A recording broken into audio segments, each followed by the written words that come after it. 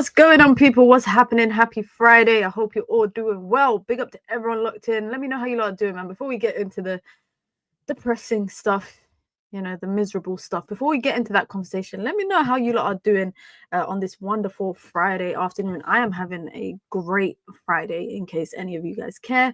I'm in a very good mood. When it comes to life outside of football, I'm in a very good mood. But big up to everyone. Be sure to hit the like button. Be sure to subscribe. Jumma Mubarak to you too, my friend. Wow. What a 24 hours it's been for Manchester United. I mean, as soon as I wrapped up the live yesterday, Alejandro Garnacho gets the here we go to Chelsea, which I'm shocked for that price tag. And then later on in the evening, where was I? I was playing paddle. And then I got the notification, I got the David Ornstein notification on my watch while I was playing paddle, and then I just saw Kobbie Mainoo, and I was like, don't say he wants to leave. Indeed, he wants to leave, but he wants to go out on loan. And we're going to talk about that because that is a conversation that has been taken over Manchester United world over the last, I would say, 12 or so hours. Everybody's talking about it. It's the hottest conversation. And I'm seeing people saying, let him leave. I'm seeing so many different sides of the argument. Chelsea got the Xavi Simons, here we know. Yo, the way that Chelsea missed out on Xavi Simons, let's actually talk about life outside of Manchester United just for a quick second, because I feel like there's so much happening in the transfer window, especially with like Premier League clubs. It's so difficult to keep up with. Can I just say though, just over 100 million for Xavi Simons and Mohamed Kudus is good business from Spurs. Let's be honest, we have to call a spade, guys. It is good business to get in Kudus and Xavi Simons, and I actually I liked Xavi Simons a couple of seasons ago. I'm not gonna lie, last season I never watched him that much because I didn't watch Leipzig as much as I used to watch them. But what I'm shocked at is the fact that he was on loan at Leipzig for what, a season or two, and then they brought him in January, and then they sold him already. And I'm pretty sure, I think they've sold him for less than what they brought him for. I think they've sold him for less than what they've brought him for. But Xavi Simons and Mohamed Kudus for just over 100 million. Is very, very good business. Where else? Bonetta, Chelsea are trying to get Bonetta on loan. What is this? Listen, guys, I think there needs to be an investigation into Chelsea and Brighton, because the hold that Brighton have over Chelsea out of all of the clubs, the hold that they have, like, it's like every window or every other window, it's a guarantee that at least one player from Brighton will go to Chelsea. But they are looking to bring him in on loan after spending the last season at Leicester. Now I don't know if he's a direct replacement for Xavi Simons, but I'm just shocked that Chelsea effed up the race for Xavi Simons, because they were in for Xavi Simons for the best part of most of the window.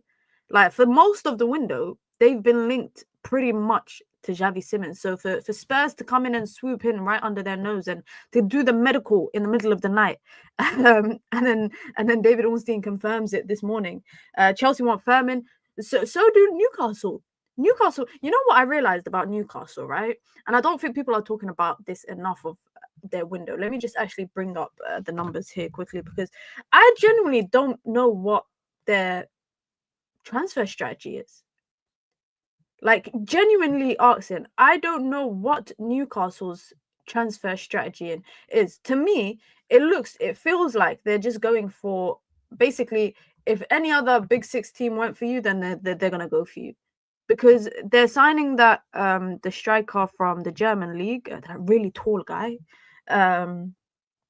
Who else? They don't. Honestly, the Newcastle's transfer window to me is very odd, because, like, even now being linked to Fermin Lopez, I like Fermin Lopez. I think he's a good player, but again, this has come out of nowhere.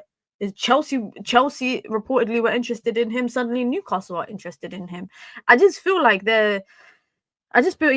Newcastle's window has been a little bit all over the place. Aston Villa are bringing in Mikitadze from Lyon, who's a baller. Across the Premier League, I just think so many people are having very impressive windows, and I just think over the next 2 days, obviously the transfer deadline day is Monday, 11 p.m. So I just think that it's going to get intense. It's going to get more intense, and United are going to be pushing and pushing. Yeah, now Liverpool are apparently ready to make another bid in for Isaac. United are signing City TV. or is he going to go in goal? But yeah, it's very interesting what I've seen so far over the course of the transfer window. Outside of Man United, I feel like, I'm not gonna lie, I feel like we need to be honest about our transfer window. When I look at, like, for example, Arsenal, I'm really impressed with Arsenal's window. Not just the ability to bring in, but to get rid. Arsenal are getting rid of deadweight bit by bit in whatever means that they have to. So, for example, let me just bring up here. So, for example, Zinchenko is on his way to Marseille. Marseille are working on a deal to sign him on a permanent move. Who else? Kiwa is gone to Porto with a deal worth 25 million. Like, they're getting rid of, Arsenal getting rid of everybody that they don't want. And United have just made, or are just about to make, their first sell of the window 2-3 days before the deadline. Every other team, I feel like, are having good. Yeah, I don't think we're having the best window, if we're being honest. Like, honestly speaking, I like, now that I'm thinking about it in hindsight, I wouldn't even rate it 5 out of 10. I think the only thing that would make it possibly a 5 out of 10 is the fact that, Manchester United are, they've replaced their entire front line. But that's it. For the price that we've replaced our entire front line in, other places are looking a little bit dehydrated. Spurs are an example, right?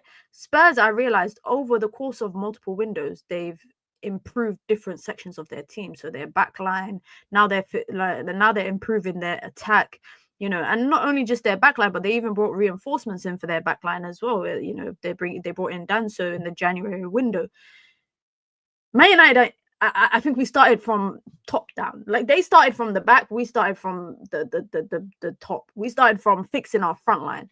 But that midfield, that gap in the midfield, is going to make us suffer more than I think people realize, which is actually quite a scary thought.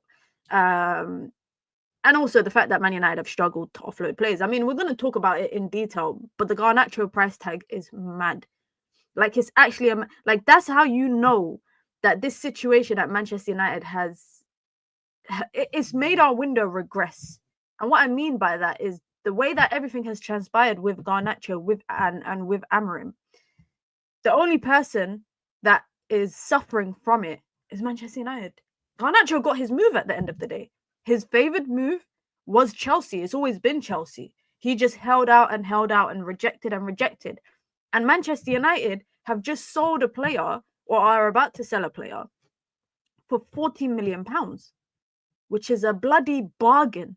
In this day and age, nobody goes for 40 million. I don't feel like anyone goes for 40 million anymore. Let's actually start with the Garnacho stuff. We might as well start with the Garnacho stuff. Be sure to hit the like button, guys, if you've just come through.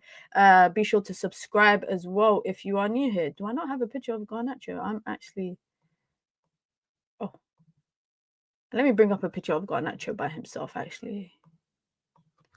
And make sure you lot get involved, man. I want to hear I really want to hear what everyone has to say about this. But if you guys did not know, yesterday, David Ornstein confirms that Chelsea agree a deal with Manchester United for the signing of Alejandro Garnacho. Now, the price tag for me is what shocks me. It really shocks me. The deal consists of a £40 million fixed fee and a 10% sell-on clause as part of the package. And this is why I say that Man United are the losers in this. And maybe if we look back on the way everything has turned out with Garnacho, at the time it was probably, everyone was like, yeah, Amorim is doing, he's putting his foot down, and I get it. I hear all of that.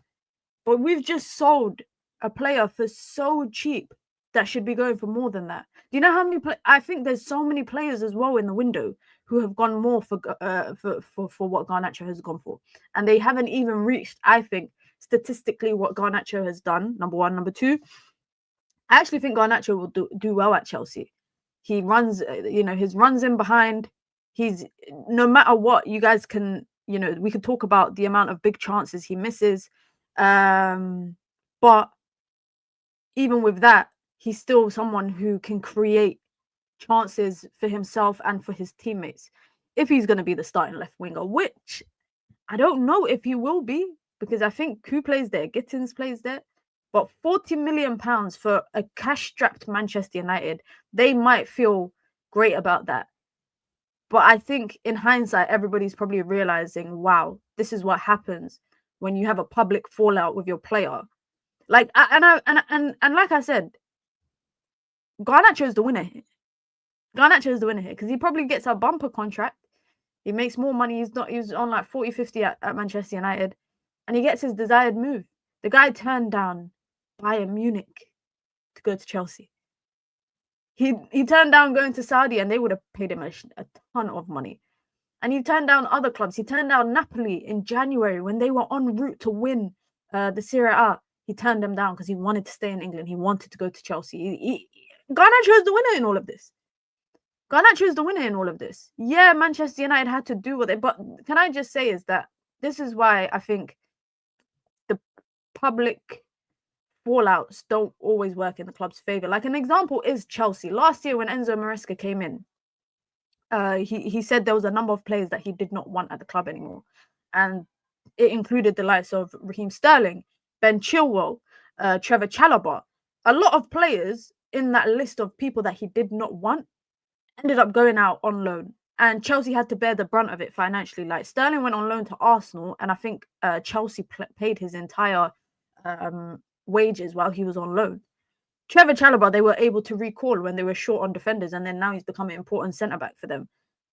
But it didn't help Chelsea being able to offload them. So now what do? They just keep quiet. Chelsea have just sold Nkunku, are about to sell Nkunku. They sold João Felix, two people that I can't even remember seeing them play a good game for Chelsea. But they still sold them for decent prices. And this is what I said yesterday. I tweeted it yesterday saying, you can have your thoughts on Chelsea's ownership and how they find all these little loopholes. But I have to respect what they do in the transfer market because they sell good. They sell good. If it was roles reversed and United wanted Garnacho and he was at Chelsea, I promise you, Chelsea would have sold him for 60, 70 million. He's going to be a bench player at Chelsea. I think he will get his game time. I really do think he'll get his game time. Southampton got more for Deep it. 40 million is mad, guys. 40 million is mad. But this is the thing. This is what happens. And I said this at the time when it was happening. I said, when you publicly devalue your player, you know, you're gonna... The ball is not in your court anymore when it comes to negotiations. Yeah, United got no leverage. Exactly. We had no leverage on Garnacho by him throwing in Man United's windows and saying he only wants Chelsea, refusing all other approaches. We could have had another 50 from Bayern easily, 100%. Don't worry, I'm going to get to the Amorim interview in a second. I'm going to get to the Amorim press conference. Sorry. Let me see what else you guys are saying. Ghana will become frustrated for not getting regular game time, and the vicious cycle will continue if he doesn't mature. I don't care if he plays at Chelsea or not. Like, I'm not fussed. I'm annoyed about... Are you forgetting the 10% sell-on fee? Because this is Chelsea after all, and Garnacho is crap. I mean, 10% sell-on fee. So you're telling me if they flip him for if they sell him for, hypothetically, he does well, and they sell him for 50 million. Is it 50 million? Is the 10% sell-on clause, and we don't know this, but is the 10% sell-on clause on the profit or the fee? We don't know that. Because with Alanga, the sell-on clause United had was on the profit. Whereas with Alvaro Fernandez, the sell-on fee was on the actual transfer. So it just depends. But if Man United ain't going to make much money from it. That's my point. That's my point. Man United ain't going to really make much money from that. But listen, let's talk about the big elephant in the room. The main elephant in the room. Let's talk about it. Because I'm not gonna lie, guys, I nearly lost it when I saw this news. And for the last, couple of days, this conversation has been flying around. And I think a lot of fans have been talking about, oh, you know, it's just paper talk, it's just paper talk. I always think that there's some substance to it. It felt like there was some substance to it. And can I just say that people saying, oh, like, you can have your opinions on Kobbie Mainoo, but let's not lie and say that he was crap against Grimsby, because I don't think he was. I don't think he was. I think he had little moments where he was dispossessed or he gave the ball away, but overall, I don't think he was that bad. Now, Kobbie Mainoo reportedly informed Manchester United of his desire to leave on loan, and this came from David Ornstein late last night. Kobbie Mainoo has informed Manchester United of his desire to leave on loan before the transfer window ends to play regular first-team football. Mainoo told Manchester United at a meeting on Thursday that while he has no intention of severing ties with his boyhood club, the 20-year-old midfielder believes his current situation does not provide the opportunity to develop his football career. The England international made it clear his wish to depart Old Trafford on a temporary basis in order to gain consistent game time, especially before his potential involvement at the World Cup next summer. United expressed to Mainoo that they will not sanction a loan, and they value the academy player and expect him to stay and fight for his place. Now, this is very interesting. By the way, these are the teams that have been interested in him. Bayern Munich are interested in him. Bayer Leverkusen were interested in him. I saw that Newcastle and Roma and Napoli and quite a few teams are interested in him if he becomes available on the market. But I think Man United have made their stance very clear, and they will not let him go out on loan unless I think he comes out and demands it, and that will break relationship and break ties with Manchester United, and that might lead to a permanent move. I don't think he's going anywhere. I don't think he's going anywhere. I think Man United will stay firm in their decision. They will not. The fact that Man United are already light in midfield, they will not let him go out on loan without the time to bring in another replacement, especially so close to the deadline. Now, I appreciate this logic of staying and fighting for your place. I totally appreciate that logic from Manchester United. And I hate this obsession that obviously everyone now has with international football. Everybody is cautious and conscious of major competitions, international competitions, because they want to be in their national team squad. And Thomas Tuchel coming out and in the past saying that players basically have to be playing if I'm going to call them up. He's not joking. He dropped Trent. Trent went to Real Madrid, has been dropped right now by Xabi Alonso, and Thomas Tuchel ain't called him up. I mean, he hasn't called up Ivan Toney, which is weird, but Ivan Toney been playing, but hey, neither here or there. But Thomas Tuchel is being serious about the idea of playing consistently for your team. Now, again, in the past, I remember England had this thing with Southgate where even when people weren't playing consistently, they would still get their call up because they were important for the national team. And I think Kobbie Mainoo is still young. So I think, again, going to a World Cup at the age of 20 is a huge achievement. But there's more World Cups to come in your career. Like, if you have a good enough career, Kobbie can potentially see 2 or 3 more World Cups with England. That's with the assumption that he's playing until he's about 30-something. But I also understand the need to play football, the need to progress your career. You don't want to be a backup option to a person that is never dropped. I mean, if Bruno doesn't play in central midfield, it's probably because he's in the 10. And if he's not playing in the 10, it's probably because he's playing in central midfield. I think it's tough to play second fiddle to someone that will always play. So that just means that you ain't going to get much time. So I kind of understand both sides of the argument. I mean, some people are suggesting that, Kobbie Mainoo is entitled at this age, to be 20 and demanding game time. I mean, would you guys just want your academy players to just be sitting on the bench? Like, I don't get it. I think competition is healthy and it's good for players, and having aspirations of being a starter, I think, is good as well. I don't like a player saying that they want to play is a good thing. It's not necessarily a bad thing. The only thing I think with Kobbie is that he finds himself, like I said, in a situation where he's second fiddle to the captain. And that's a guy that Amorim has publicly come out and said that he does not want him to leave. So that's going to be tough it's going to be tough to dispossess him from his position, because he's always going to be a priority to the manager. I like the fact, like I said, that Manchester United have said that, they want him to fight for his place. But I think you got to be genuine with that fight. Like, if there's a game that Bruno plays and he's not playing well, you have to give Kobbie an opportunity. And a perfect example of this, right, is Mason Mount. Mason Mount is a perfect example of the point that I just made, because Mason Mount started against Arsenal, and because he played well, a lot of people were suggesting that he should start against Fulham. I was more of the impression that I would rather see our actual front three attack rather than another false nine, because you've spent 200 million on this attack. Let's see them start together. But Mason Mount got the opportunity to play. Not only that, got shifted in game and eventually got subbed off because he played well the game before. So if someone, for example, plays well, the expectation in the team based on that Mason Mount situation should be that they will get the opportunity the next game. But I don't think that would be the case with Kobbie and Bruno. Like, and I hate the fact that this Bruno and Kobbie situation, or this Mainoo situation, has created a Bruno versus Kobbie situation. And it's not Bruno versus Kobbie. It's one position and it's two candidates. And I think if player A starts and he's not doing well, player B should get a chance. And if player B does well, then he should get the chance to start. And if he doesn't play well when he starts, player A comes. Like, that's how I see it. Does Ruben Amorim and Manchester United see it like that? I don't think so.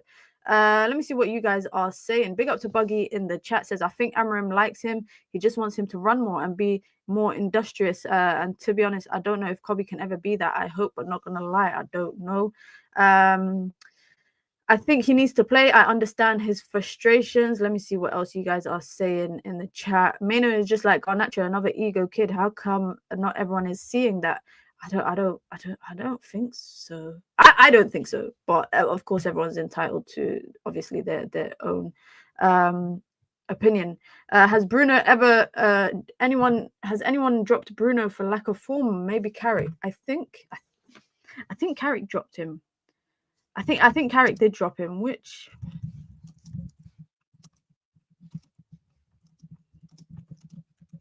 I think it was Michael Carrick dropped him after he took charge. When was it? And what did he actually say when he dropped him? I want to actually read the full quote.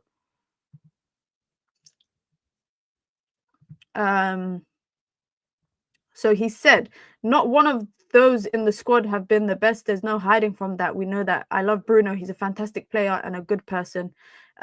He ran his socks off, gave absolutely everything. He's played a lot of games, but it's a job to pick the team, and that's why I'm here. That's the team I've picked, but it doesn't mean Bruno isn't important by any stretch. So yeah, he was pretty much the only guy to actually drop Bruno for that game that he had in charge. And by the way, that was what, in the Champions League? That was in a Champions League game that he dropped him, which again, that's cojones. That's cojones. But I hate the fact, like I said, I hate the fact that this argument about Mainoo, or this discussion and discourse about Mainoo, is causing a Bruno versus Mainoo situation, and it's not that. It's not that. I can see things from both perspectives, but also I feel like now people act like 20 is young for a player to be demanding or asking for first team football.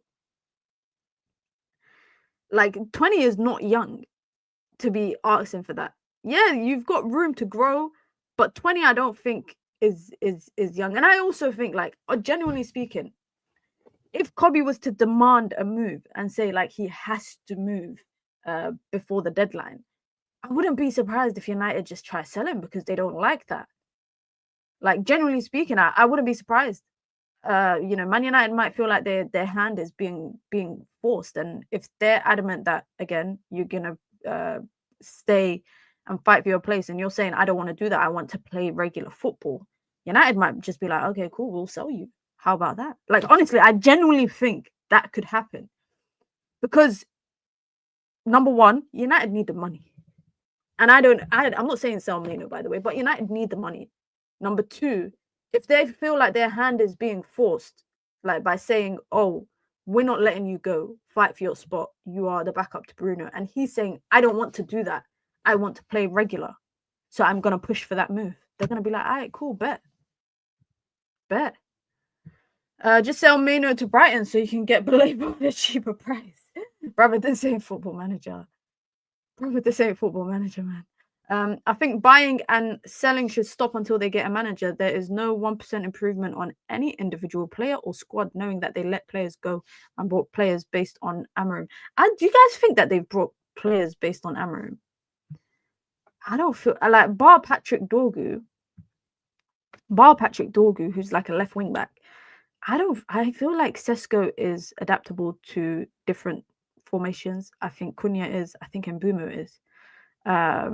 I think the only thing that they've done that maybe was pushed by Amorim, I would say, was keeping Bruno and not really listening to the offers from Saudi. I think that I would say that's the only thing, because when Al Hilal wanted Bruno Fernandes, guys, there was a narrative being pushed by Manchester United's social media that I've never seen before. They were posting his best goals, his best highlights at United. They were posting quotes from Ruben Amorim's press conference, quoting in a picture saying, you know, what Amorim was saying about wanting him to stay. Like, Man United really went all out to keep Bruno. And I think that was from the manager's end. So I think they definitely in that instance, that was Amorim led. But everything else in terms of the signings, I mean, the players being sold, I think it's a bit of both. I think it's a bit of both. Because you look at the players that have been sold, or the players that, you look at the players that have been sold or are being sold. You got 3 of the 6 highest earners at Manchester United. You got Rashford, one of the higher earners. Sancho, one of the higher earners. Anthony, one of the higher earners. So those are 3 of the bomb squad are some of the highest earners. So I think some of it is also circumstantial in terms of the fact that, you know, Rashford fell out with the manager. I mean, Anthony didn't really fall out with the manager. Sancho, the guy's future at United has been finished for the last 2 years. So I think even with the players that they are selling, some of it is maybe manager led, but I think some of it is also club led. Big up to Sanjit. Big up. Thank you for the super chat. Says, you want a 20-year-old to fight with the captain to play. Ruben has a life affair with Bruno. He will not drop him. Ruben has tricked us all. We're going to talk about Amorim's press conference comments, because they just made me laugh. Because you know what I realized, guys? Amorim is just like us. He's just like us. Big up Koala with the super chat. I appreciate it, man. Thank you so much. There's, hi, Mina. Have you watched K-pop Demon Hunters? I'd seen a little bit of it when I was visiting my family and the kids were watching it, but I haven't watched it in full. I don't know if it's my kind of thing. I'm not gonna lie, I don't know if it's my kind of thing. Let me see what else you guys are saying in the chat. Is Bruno realistically ever going to play in his natural 10 position under Amorim? It's all chaos in the 8 for him. I agree. Bruno brings lots of positives to the pitch, and I wouldn't want him benched. Yeah, I don't think... The only way that I see Bruno playing in the 10 is if you drop one of your 2 new signings. But unfortunately, even with Ahmad, I think Ahmad is 5th in line maybe to play in the 10. I think Bruno will play ahead of him. I think it'll be... And Bruno and Cunha are the 2 new signings. But then I also think Bruno will be ahead of him in the 10. I think Mount will be ahead of him in the 10. I think Xerxes will be ahead of him in the 10 as well. So even Ahmad is fighting for that 10 spot. But I agree with you. I don't think Bruno will be playing in the 10 anymore. I don't think we're going to... Because there's so many other players to play there. And this is a kind of a question that I have for the way that Man United set up, is that we play so many players out of position. It's abnormal how many people are playing in out of position areas, positions that are not their strengths, and they cause hindrances to pretty much every part of United, whether it's their build up, whether it's their transition, defensive transition, whatever it is. People being out of position so much causes hindrances. And I just don't get it. I feel like United setting up in a 4-2-3-1, for example, or even if you flip it and you do a 4-3-2-1, that would be way better, because some people will not be playing out of position. And I wouldn't mind you starting Mazraoui at right back and Ahmad being a backup 10, or whatever it is, because then everyone is pretty much in their preferred position. Dorgu is the only wing back we have. It's literally Amorim's system. But this is what I was saying in the beginning of the transfer window, that United should sign a right wing back, because I don't want to see makeshift right wing backs. Dallow's not a right wing back. Mazraoui ain't a right wing back. Ahmad ain't a right wing back. Contrary to popular belief of how well Ahmad did last season, they are not right wing backs. So I don't know why United never went out to look for a right wing back, an affordable one. But the thing is, right wing backs, especially good ones, I think it's very tough to find because of, I think, how rare it is. Like it's more easy to find a right back than it is a right wing back, because 9 times out of 10 most right backs are right backs. Like, do you get it? It's tough to find right wing backs and left wing backs, because I think those are specialist positions. And you don't want to buy another one that is an adapting wing back. The Dorgu is still adapting. He had a decent preseason, hasn't been that great since the season started. Let me see what else you guys are saying in the chat. What happened to Mazraoui, by the way? He wasn't bad last year. I think he's been out with an injury. So, like, he's been out with an injury in preseason and even till now. But let me just quickly ask you guys a question before we move on to Ruben Amorim. Kobbie Mainoo, transfer deadline day passes. Is he still at Manchester United, or do you guys think he will be gone? I mean, the thought of him leaving is mad. The thought of Kobbie Mainoo leaving actually hurts for me to say that. Because I don't think I've been such a fan of Kobbie, like from even before he started training with the first team. The thought of him leaving, yo, if Rashford and Kobbie both leave in the same window, that might be my 13th reason. I can't lie. At least we still got Euro. Who's to say Euro is going to be here for the long term? At least we still got Euro. Looking forward to the Saturday 3:00 kickoff. Haven't a clue what the result will be. Reminds me so much of the games in the 70s when we didn't know if we would win or lose. Yeah, it's crazy to think that going into a game against a newly promoted Burnley, who they're under Scott Parker. I don't even rate Scott Parker. I don't even rate what's it called, Scott Parker. But I swear to you guys, if we lose to Scott Parker, do you guys know how bad of a manager he is? Like, he's such a bang average manager. Fulham, he's been at Fulham, Bournemouth, Club Brugge, and Burnley. He is honestly such a bang average manager that if we lose, I'll lose it. I think you guys know me. I don't crash out. I don't, like, when I do reaction videos, I don't scream, I don't shout. But if we lose to Burnley, we might have to, you guys might have to get a screaming and shouting performance. Did you rate Grimsby? Watch Scott Parker masterclass incoming. Now you jinxed it. I don't believe in jinxing. I don't believe in jinxing. Let me see what else you guys are saying. I want him to go if he isn't getting played under Amorim. Mainoo leaving would make me sad. I don't want my little Cobbs to leave. Calling him your little Cobbs is mad. Let me see what else.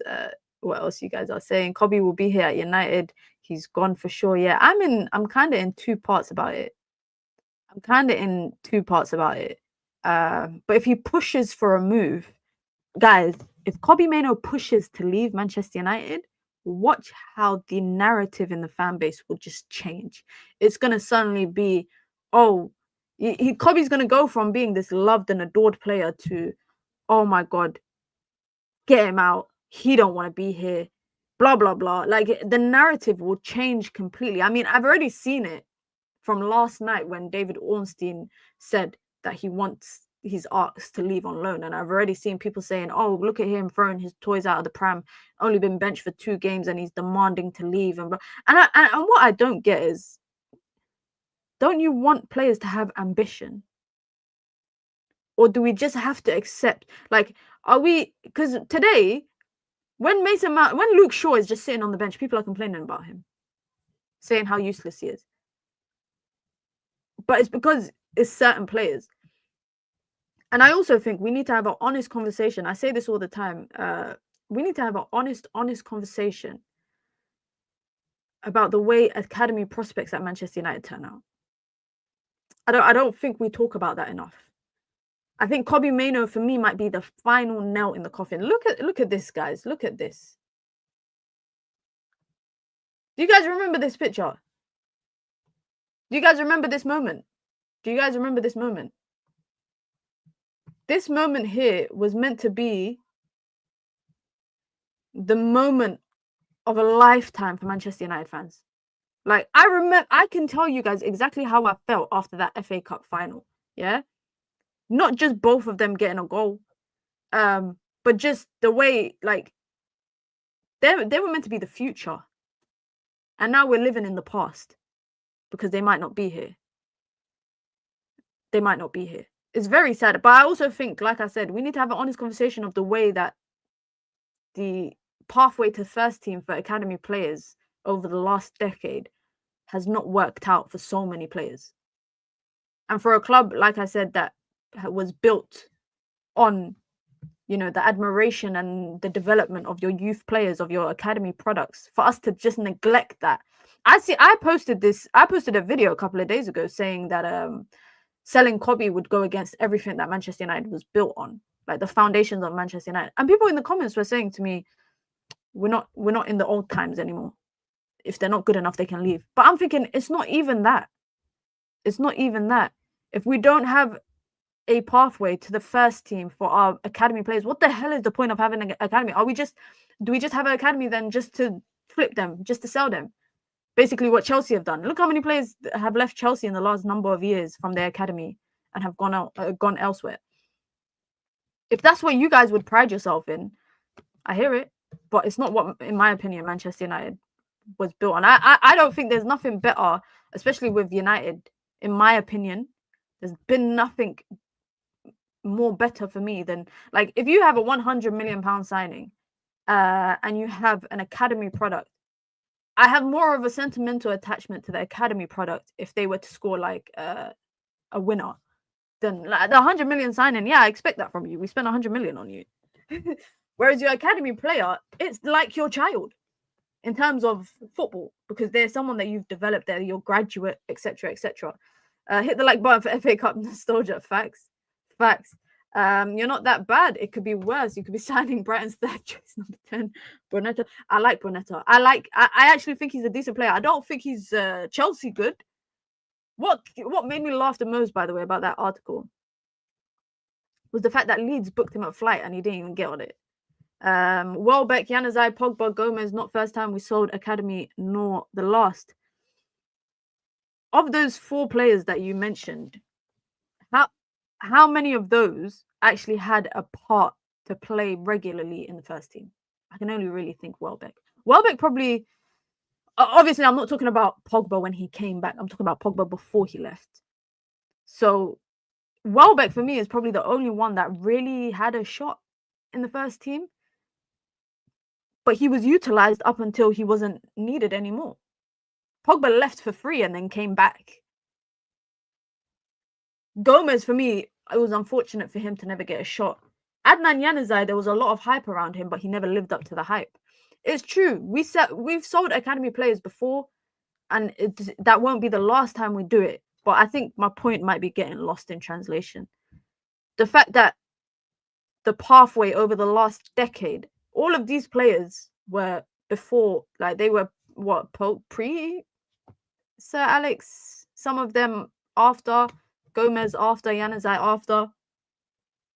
But I think that you should be developing, like if you've not created, but a player like what's it called, Mainoo, who's come through your academy into your first team, you should be platforming them and championing them. You shouldn't be looking at them as a quick flip or a, like, you shouldn't do that. You should take, in my opinion, obviously I'm not one to tell you how to run your club. Who remembers Makeda? Who will ever forget that goal that he scored? Adnan was good under Van Gaal until he went on loan and Jose kicked him out. True. I mean, it's interesting. When Amorim came in, you know, the conversation was all about, you know, how well he, you know, develops young players from the academy, and I hope that we get to see that. I really, really hope that we get to see that. But so far, not so much. We've got over 100 people here. We're about 17 off from 100 likes, so be sure to hit the like button, guys. We've got so much content coming over the next couple of weeks. Tomorrow, obviously, match reaction straight after the Burnley game that will drop as well. And then I will do a watch along for Liverpool versus Arsenal on Sunday. Was it Sunday? And then it's international break. Why is there an international break already, guys?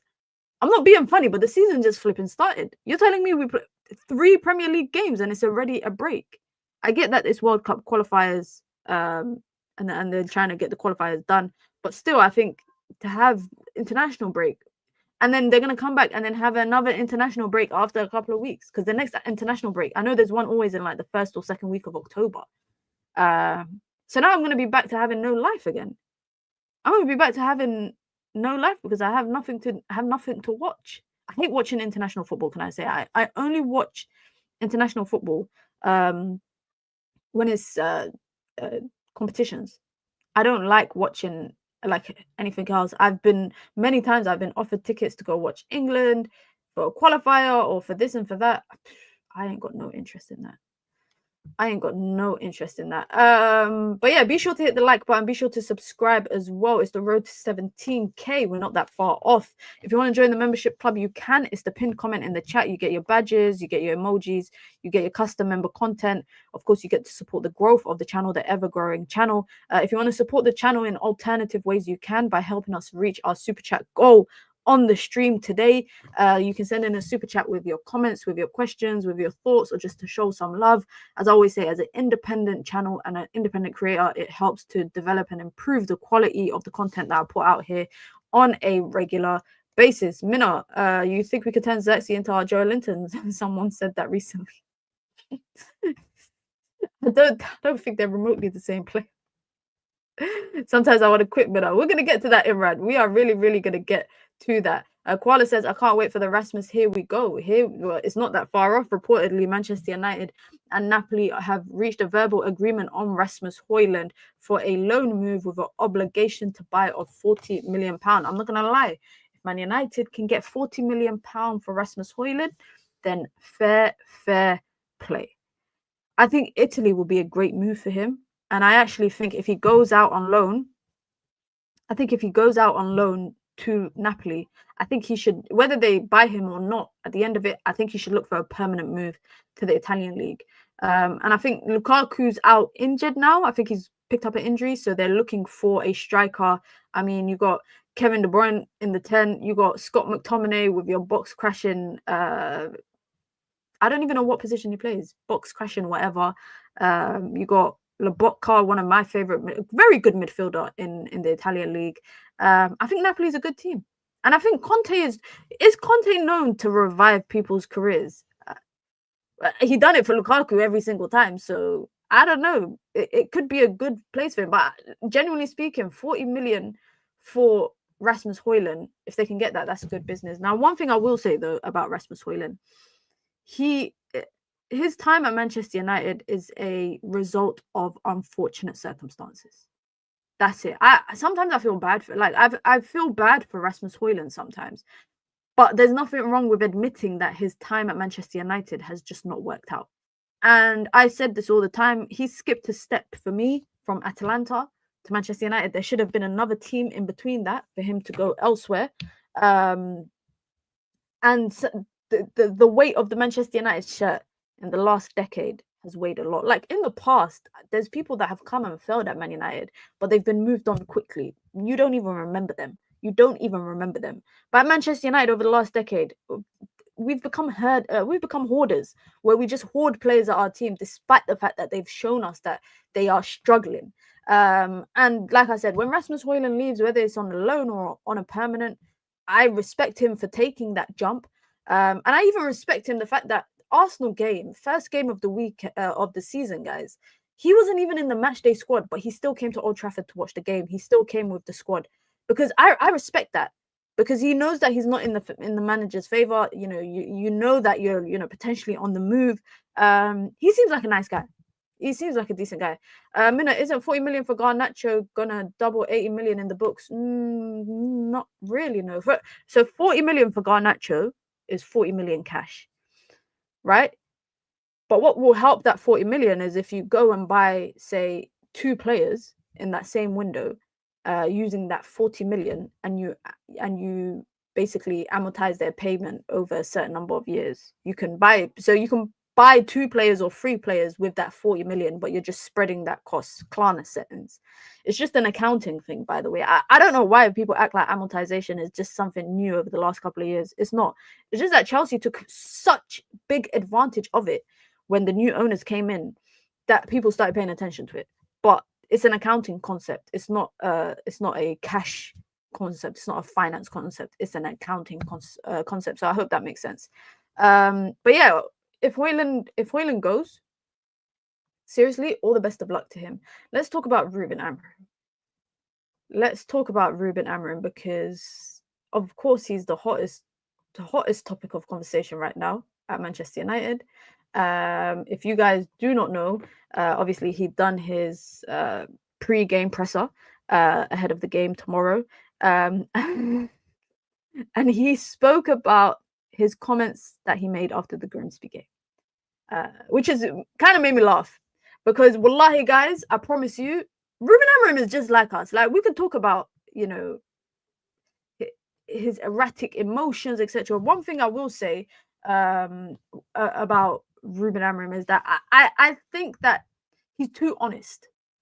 And I think in football, that honesty can be seen as naive. And I will put that more down to not him as a person, but more so I will say his premature career, or relatively premature career, for a team like Manchester United in comparison to the managers that we've had in the past. Like, in the past, I would say, but Ollie and I don't know, David, I would say Jose was well established, Van Gaal well established. They knew how to speak. And I think with the Premier League, or just in England, in comparison to maybe like the French league, or maybe this Portuguese league or Spanish league, I think there's levels to honesty. And that is why I say that I'm seeing this more as him being a bit naive with what is acceptable to say, and that, because I'm not gonna lie, if my manager was saying to me at my job, like today, United View, if Flex saying to me one day, "You're doing good, I hate you, I want to get rid of you, I want to take you off the channel, I want you to stay on the channel, I want you to go," I would be like, "Then piss off, I'm leaving, I'm gone." What the hell? I would take that personal. I would actually take that personal. I also said it's like, oh, by the way, you lot are probably thinking, what the hell am I talking about? There's no context. So Ruben Amorim, in his post-match comments, has said, guys, to be really honest with you guys, every time that we have or there are defeats like that, I'm going to be like this. I'm going to say that sometimes I hate my players, sometimes I love my players, sometimes I want to defend my players. I think I cannot. Then he went like whatever, and he said, "This is my way of doing things, and I'm gonna be like that." So he's basically saying, "This is me. One day I'm gonna, tell my players I love them. Next day I'm gonna tell them I hate them." I promise you, if today Flex ever came to me and said to me, like, he said to me, one minute I like you on the channel, next minute I hate you on the channel, I'm gone. Is it honestly, to me, that is wild. And that's why I say Ruben Amorim is too honest for his own good. You can't say, I don't think you should say stuff like that. And this is a manager who, when he came in, by the way, he said, "I will throw myself under the bus before I throw my players under the bus." I don't know if you guys remember, but one of his first interviews he done, he said, "I will throw myself under the bus before I throw my players." He said, "I will never throw my players under the bus." Now he's today saying, "Sometimes I hate my players, sometimes I love my players." And I will tell them, "I hate you today, I love you today."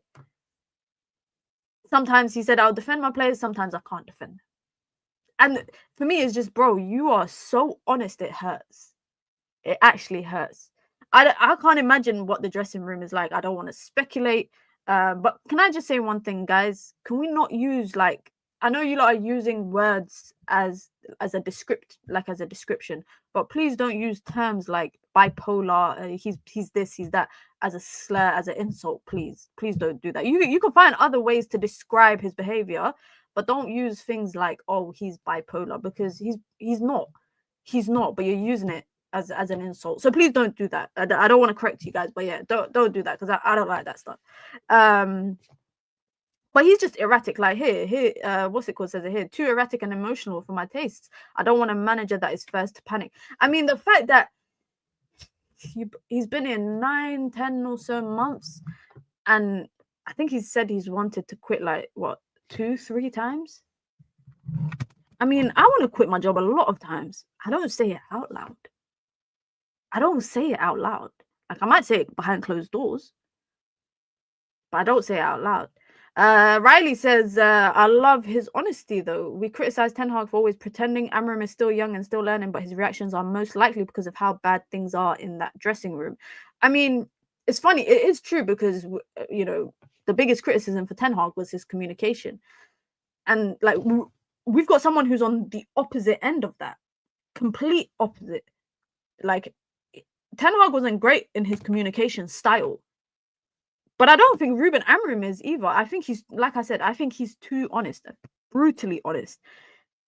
And I just think that sometimes, especially off the back of, like, for example, that interview after the Grimsby game, you know what I would have liked to see? Like, if the manager did an interview, I would have liked him to say, I'm so sorry. This is unacceptable. This is on me. I would like you to take some blame for it. Because, again, you're going up against a League 2 team with 6 defensive players in the starting 11. So I would have liked you to say, this is on me, but it's on my players too. We're going to speak about it. This is like, I would have preferred stuff like that. I know we've probably heard it a lot of times. But I don't want my manager to sound like he's defeated. And that's what I felt like it was. It felt like he didn't even know what to do. It's like, today, guys, God forbid, yeah, but we get drafted into a war.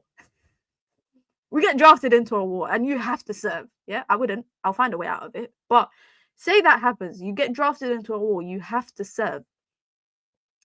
But the general that's leading you to the battle line is acting a bit shifty and he's not that confident and he seems defeated. I'm sorry, I'm not going to that battle line because it's hard for me to go to war. It's hard for me to go to war. I feel like I always wonder, like, when people serve in the army, yeah, like, you have to fully have a leader in your general or your lieutenant or your captain or whatever it is to put yourself at risk. Someone who is going to fight with you on the front line because you're going to war together. And that's how I feel like with football. Like, even when I used to coach football as well back in the day, like, it was ages ago, but even when I used to coach in football, I was very emotional, like Ruben Amorim, but more so, like, I was the kind of manager that would shout at refs. I wouldn't shout at my team. I would shout at the refs. Served a couple of touchline bans in my time. But again, I just think that, yeah, Ruben Amorim's comments is really interesting post-game. He spoke about Kobbie, by the way. He said, I want Kobbie to stay. He needs to fight for his place, and we need Kobbie, so that's not going to change. And yeah, afterwards he said, sometimes I want to quit. Sometimes I want to be here for 20 years. Sometimes I love to be with my players. Sometimes I don't want to be with them. So again, I need to improve on that. Yo, he said, sometimes I want to quit. And we know that because we know that he's wanted to quit the job before. You know what this reminds me of, by the way? It's like, have you guys, for my people that have ever been, you know, in trouble as a kid and you always like threaten to run away? I've done that a couple of times. After the first couple of times, your parents are like, no, you're not, like, you pack a fake little bag and say, I'm running away. After a certain time, they just open the door for you and be like, go. If you're actually going to run away, then go. And I think that's the stage that I'm getting to with this whole, oh, sometimes I want to quit, sometimes I want to be here for 20. Just do what you want to do at this point. Just do what you want to do. It's really tough, I think, as well, to try see the positive in this, or try to get behind the manager and this environment that he's trying to build when he himself is 1 foot in, 1 foot out, 1 foot in, 1 foot out. That's my only issue with him. And that's why I said Ruben Amorim is too honest for his own good. And maybe that might be down to a bit of naivety in terms of he's premature in his football career, in his managerial career. Sometimes I think some things are better left unsaid. I genuinely think some things are better left unsaid. Imagine being Kobbie right now. You sit and watch Ugarte Casemiro play in front of you. The thing is, the Man United job is the toughest in the world due to fan and media pressure. I imagine that, and a subpar team that cannot play sophisticated tactics, Pep would fail miserably with this squad. I don't think Pep would fail. That's my hot take. And the reason why I don't think Pep would fail is that I think Pep would adapt however he plays to the players that he has at his availability at the time. So, for example, Pep would come in playing a, say he'd come in playing a 4-2-3-1. He will play the players in their strengths. He won't play Ahmad at right back, hypothetically speaking. He wouldn't play X player in a certain position. I think he would play the players to their strengths. And for example, can I say, I don't know if you guys remember when we won the FA Cup under Ten Hag. When we won the FA Cup under Ten Hag, it was reported at the time that it was actually not Ten Hag's game plan, the way that United played, to basically sit back and absorb the pressure and hit on the break. It wasn't his game plan, but he was advised by the new Ineos regime that that's how they should approach the game, because they would, City would not be expecting that. City was going to expect a very what's the word? Intense Manchester United team that would gas out by the 35th minute. Like, and again, that's just about adapting. That's just about adapting. Do I think Ruben Amorim is going to adapt? No, I don't think so. Because he's going to say that he was not brought in to adapt. Let's actually look at a potential lineup against Burnley tomorrow. Bloody hell. Let me bring this up here. And we're going to build a potential lineup against Burnley tomorrow. What formation did Burnley play? Let me just quickly see what formation Burnley play. Do they play? Please don't tell me another team that play a bloody back five. I think they play 4-3-3. No, they play a 4-2-3-1. All right, cool. They play a 4-2-3-1. Let me just put that together up quickly. Can you guys see the tactic board? Can you guys see the Oh, no, you can't because I'm not sharing it. Okay, cool. There you go. We got the tactic board up. We got the tactic board up. I haven't put the names in for the Burnley players yet. The fear with adapting before the transfer window shuts is that Ineos might say, you're doing good, we don't need to spend more. That is a thing. But also, I think with Man United being able to get Garnacho out, I think they might be able to bring in someone. Guys, I'm telling you, the belabored dream has not disappeared yet. For me, anyways. For me, the belabored dream hasn't disappeared. There's 1% faith. 1% faith. I think it's going to be probably one of the most hectic transfer deadline days that we've seen in a long, long time. Like, I genuinely think it's going to be, yeah, I think it's going to be a hectic one. But this is Man United's starting team. I think it will be Luke Shaw at left-sided centre-back. Dallo, Dorgu, no, brother, I don't think you're getting a sniff of game time in the Premier League. And I think it will be. This is what I think Man United should go with. This is what I think Man United should go with. I want to see. Let me just change that color. I want to see this. I really want to see that. I don't want to see a false nine. I don't want to see a false nine in Mason Mount. I don't want to see Cunha playing in the 9. I want to see Sesko playing in the 9. And I want to see Cunha and Mbeumo playing in the 10. The 200 million that we spent on the attack, I want to see them start a game together. It's the third game of the league, and you're telling me there's a possibility that we might not see them together. I would like to see them together. Now, my biggest worry, every game, my biggest worry will, of course, be here, their midfield options. Now, I don't have the names there, but because I need to add it, I'll add it before I do the breakdown video. But they have Ugochukwu got injured in their last Premier League game. They got Mejbri in the 10. And they've got Josh Cullen as well, one of the sitting midfielders. And then they got their 2 little wingers and their striker in Foster as well. So I am concerned about him and him.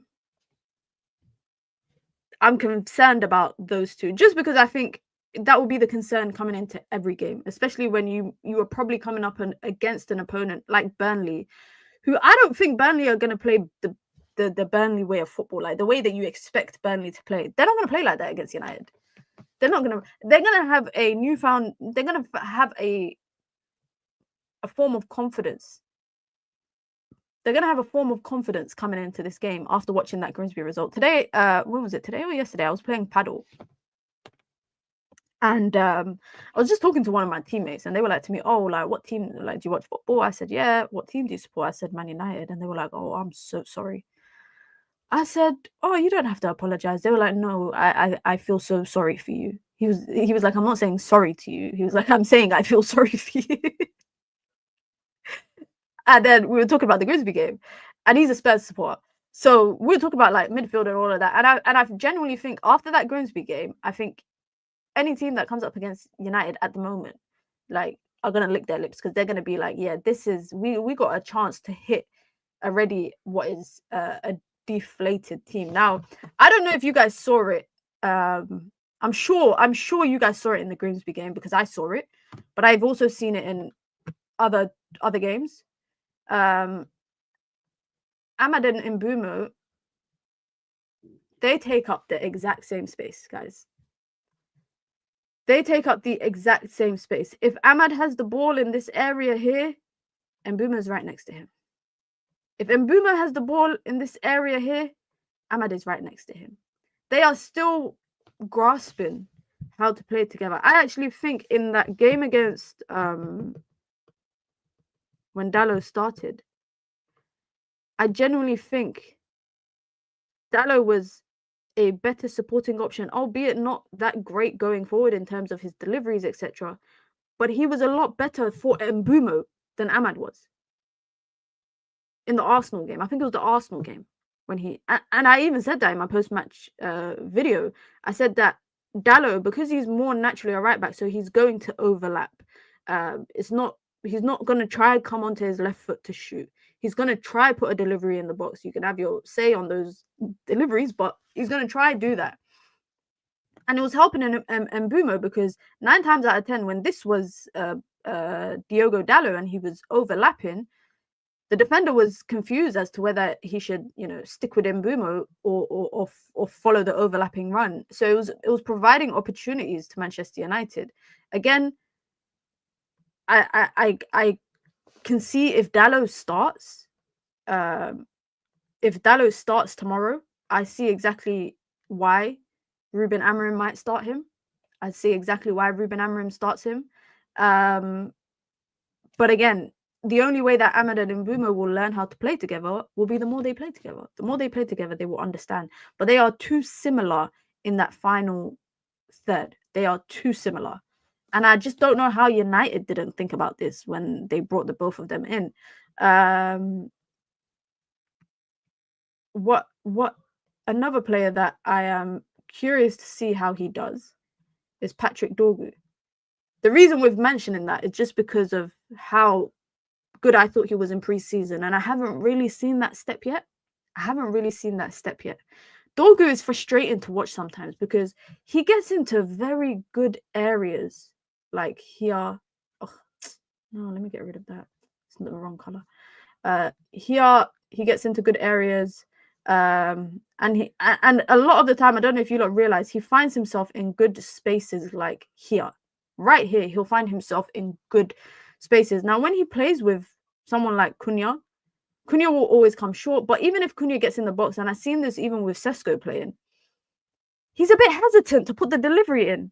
This is the guy that was fizzing balls in for fun last season when we had one target man facing 6 opponents. Suddenly now he's become a lot more hesitant in putting that delivery in. For me, Patrick Dorgu just needs to do what was working before.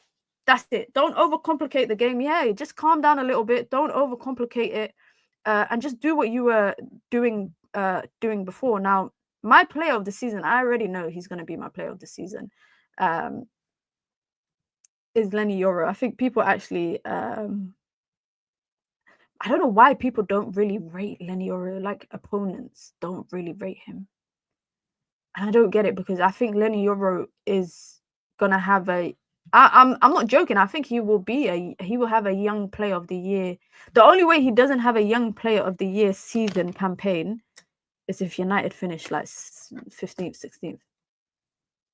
But I think he will be like he's one of a very good under 21, under 22 player. People don't rate Euro because we lose so much. That's true. That's true. I saw a stat. I don't know if it's true, but I saw a stat that was saying that Euro hasn't started in a Premier League win for Man United, which I was like, that can't be true. There is no way that's true. The only one of the few positions that I'm fully confident of outside of that front three is probably Lenny Yoro. He's one player that for me is always probably going to be, as long as he's fit and available, Lenny Yoro for me will always be one of the first names on the team sheet. He will always be one of the first names on the team sheet. But like I said, my biggest concern for Manchester United is going to be the midfield. But also, one thing I hope Man United do is I hope they don't do this erratic press. And when I say erratic, you got Bruno Fernandes running across here to press. You have Casemiro running across here, and I saw it against Fulham. I saw Mason Mount. One particular moment in my head is Mason Mount and Bruno both running into the final third to press, and it vacated the entire midfield space. I don't want to see erratic pressing from Manchester United. I prefer when Man United play a press that just covers the area that each player is in, rather than having players playing pretty, I think, intense in a press.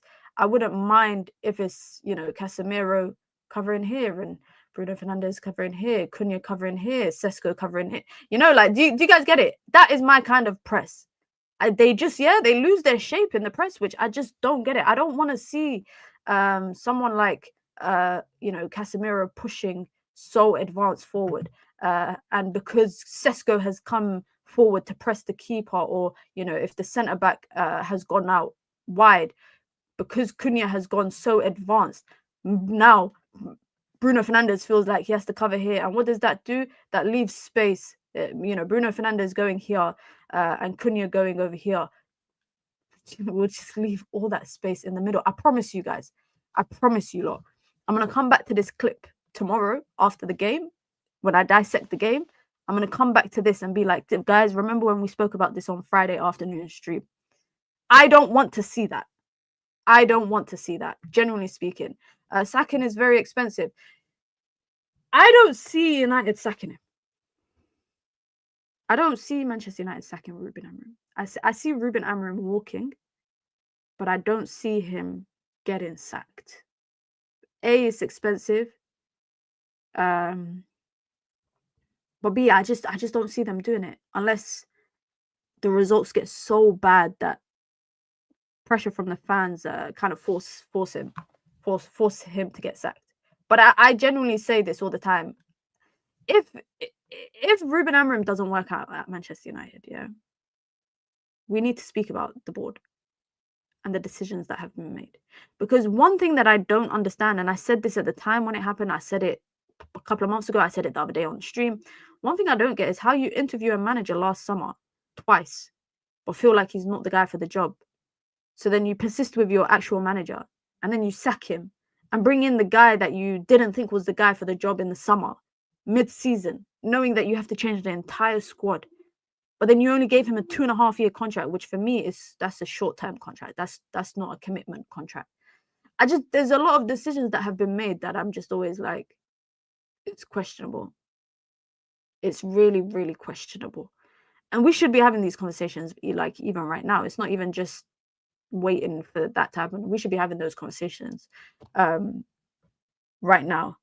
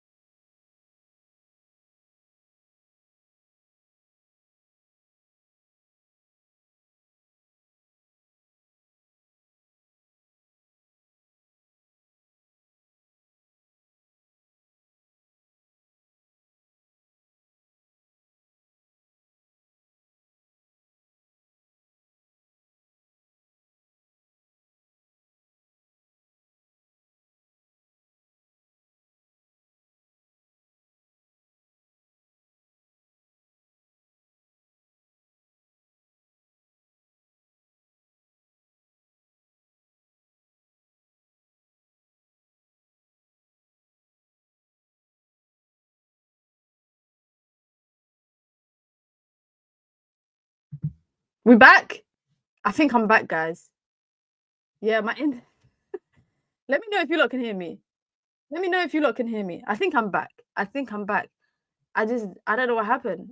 I really don't know what happened. I think my internet just dropped out of the blue. So I just had to connect to something else.